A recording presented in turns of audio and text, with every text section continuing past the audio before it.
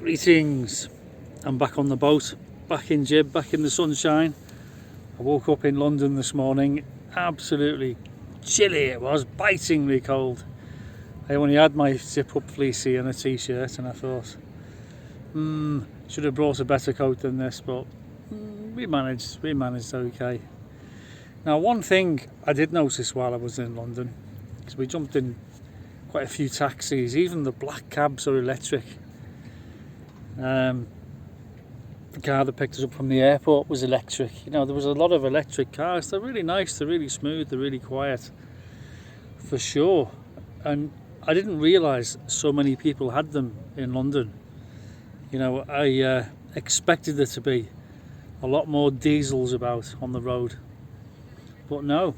And the roads were a lot quieter than I remember because of these ultra low emission zones, and they fine you. So people just avoid the city and just driving around. I mean, there's still plenty of traffic, don't get me wrong, but there's nothing like the gridlock that there used to be years ago. So, you know, from that respect, electric vehicles are definitely a plus. But on the minus side, we've seen a car park at Luton Airport just collapse because all the cars are on fire.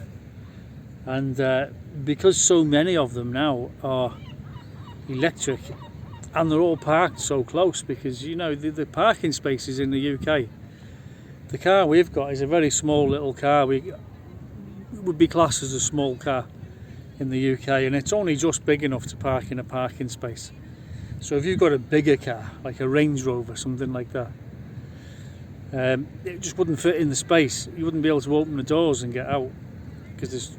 So you find that a lot of, because they've made the spaces as small as they can get away with, so all the cars are parked in there like sardines in the multi-storey car park. And one of them burst into flames. Now some say that it wasn't an electric car that burst into flames. It was a diesel. Well, diesels just don't burst into flames. I mean, maybe arson might have caused a diesel to burst into flames, but we don't know the cause of or which the offending vehicle was. We haven't found out yet. But one thing's for sure, if there's lots of other cars parked in the car park, they will catch fire from the car that's on fire. That's why in a marina, you know, if a boat goes on fire, first thing you do is you run down to the boat next to it and untie it and push it out the way. You know, because the wind will carry the smoke and the flames to the next boat, and then the next boat, and then the next boat. So you don't worry about steering it or navigating it, you just cut it loose and push it away from the flames and the next one as well, depending on how big the fire is, because they can soon engulf one another. And then you can worry about tethering it up later once it's been pushed to safety. But you can't do that with someone's car. If you've got a load of cars in a car park, there's no way even some strong lads could run up to a car, an electric one, and with the handbrake on and push it out the way of a burning car that's next to it. You can't. Well, you probably could, but it'd be very difficult. So what's going to happen is it'll set fire to the next car, which will set fire to the next car. And because they're electric cars, there's a lot of it. There's a lot more electric cars in London than I thought. There really is. And once those things combust, once the batteries start, you can't put them out. And it appears they melted their way through the floor. There was that many of them on fire, and the car park collapsed. So I think we need to take a step back and think, we need to rethink. You know, the cars need to be, if you're going to go forward with the electric car, which people probably will, because they're not a bad thing, but they have their problems, and bursting into flames or being having them catch fire from another vehicle is a big problem. I mean, people have plugged them in at night and gone to bed, and then it's burst into flames in the night and burnt the house down. I mean, luckily the people got out, but there's been quite a few stories in the news of fires caused by defective batteries on electric vehicles, and it is a big issue, and we need to think, you know, you can put an e-scooter or a mobility scooter on an aeroplane, but you've got to take the battery off, and there's a very good reason for that. You've got to take it in your hand luggage, and I think they've got a steel box on the aeroplane, so if it does combust, they can throw it in a box and seal it shut, and then it burns all its oxygen and it can't damage the aeroplane and kill everyone on board, you know. And this is another problem for electric aeroplanes, because they think, you know, people have designed electric aeroplanes with electric motors and that. Well, what if that bursts into flame? Are you going to fly a bonfire, or are you going to bail out? We have to have parachutes, because as a pilot I certainly wouldn't fly a bonfire. I'd be wanting to be out that door. So, future of electric vehicles, I think it's very much in doubt now with the fire, because we have had enough fires now to realise that we have got a big problem with EVs, because they are great while they work, and I suppose the battery will have a working life, and presumably you can change them when they reach the end of their working life, but they're going to be expensive to change, aren't they?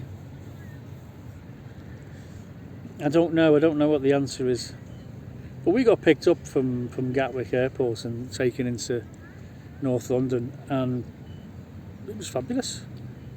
Can't knock it at all. It was really smooth, really quiet. Fiona, hello. Do you want to join me in my conversation? No, you carry on. I was talking about electric vehicles. What did you think of the electric vehicles in London? That's all. Come and sit next to me. I think London's spookily quiet, isn't it? Well, it is very quiet because of the EVs. Lots of electric vehicles, but I think all the time we weren't there long. We must have gone in about 1, 2, 3, 4, 5 taxis, and only the last one was diesel. All the rest were electric, and that's just flagging them down in the street. You know, it was purely by chance. It's just super weird. It's like everybody's running around exercising and stuff like round here, but I never saw that before in London, ever. You've got rows and rows of bicycles, electric bicycles, all parked up in racks.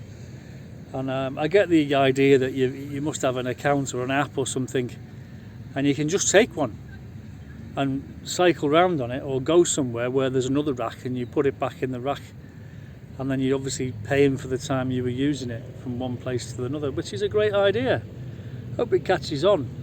But I saw one guy in a business suit, and his credit card had obviously run out because his bicycle wouldn't move. It had locked up and he couldn't move it.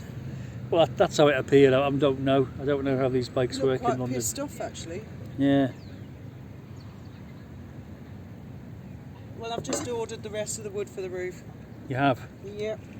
When you come and sit next to me, I'm going to get some sun. I've discovered something, that the app that the DIY store uses, the reason they call it Marina Warranty is it's translating the word Alcaidesa to warranty. Does Alcaidesa mean warranty? Spanish websites again, you see, you put your address in and it translates it to something else, and you think, that's not what I want. Yeah, because I tried putting... How are they going to find it if it's called something completely different other than your proper address? I tried calling it La Linea Marina, and it said the beginning of the line of a marina, and I thought, oh my god, the guy's not going to understand that, is he? So hopefully this time it'll make it all the way to the office. That'll cheer the girls up, and then I'll go and pick it up from there. How are you going to get it from there to here? In the car. Will they fit in the car? Yeah. Oh right. That's okay. how I got them before, and then I'll have to use that. So trolley. she's talking about the wooden panels for the roof. She's done the two sides with the batch that we got earlier, and she's going to screw the next lot in the middle when it arrives. And then fiberglass it, screw it all together. Yeah. Fiberglass, it'll be done for the winter. Excellent. I'll catch you later. Comments on your EV worries down below. What you think of EVs? Are they going to be good? Are they going to be bad? And another thing I saw was just, you know, London, you got these red lines everywhere. You can't park here, you can't break down here. But you can pull up to charge up, and there's just a post on the pavement with plug sockets on it, and you can just pull up where no one's allowed to park and plug in. And goodness knows how much you're getting charged to charge your car up, but I thought it's gone away from the petrol station and the traditional like forecourt where you got all these things. They're just randomly along the pavement where the shops are. That's bizarre, absolutely bizarre. Anyway, there's very few electric vehicles down here. It's all smelly diesels. That's a good thing, I think, because I don't think we really want any of these big major fires burning car parks down and causing them to collapse. Comments please.